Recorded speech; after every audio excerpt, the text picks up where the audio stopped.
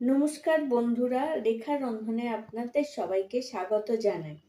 আজকে আমি মুগ ডালের ভাজা পিঠা রেসিপিটি নিয়ে হাজির হলাম। চলুন মুগ ডালের ভাজা পিঠাটা বানানো যাক। প্রথমে আমি কড়াইতে 1 কাপ মুগ ডাল দিয়ে হালকা ভেজে নেব।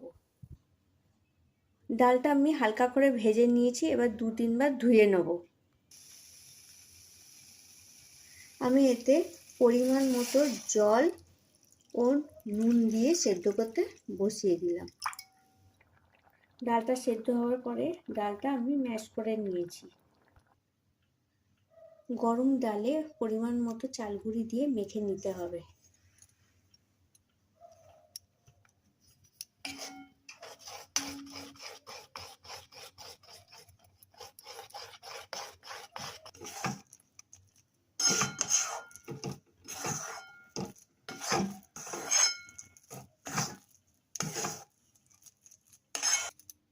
এবার এই মিশ্রণটা ঘি হাত করে ভালো করে মেখে নেব। আমি পিঠেটা করতে আতপ চালের গুঁড়ো ব্যবহার করেছি। নারকেলের পুর দিয়ে পিঠেগুলো একে একে আমি গড়ে নেব।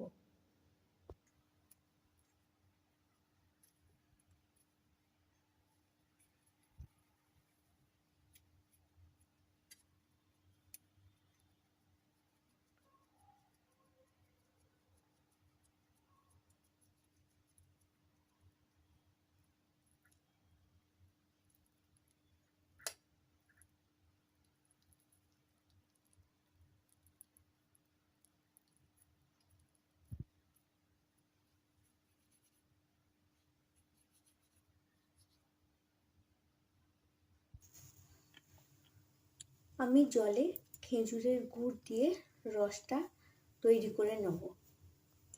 এবার মুগ ডালের পিঠেগুলো আমি ফ্রাই প্যানে সাদা তেলে ভেজে নেব।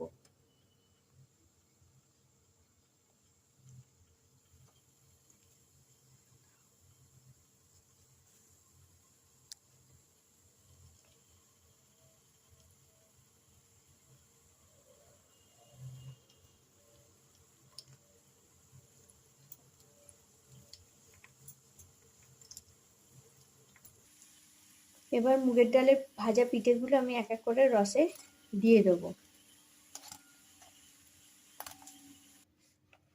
ভাজা মুগ ডালের পিঠেটা তৈরি করে আমি পরিবেশন করে দিয়েছি। রেসিপিটি ভালো লাগলে প্লিজ আমার চ্যানেলটিকে সাবস্ক্রাইব করবেন আর ভিডিওটি লাইক ও শেয়ার করবেন এবং কমেন্ট করে জানাবেন যে রেসিপিটি কেমন লাগলো।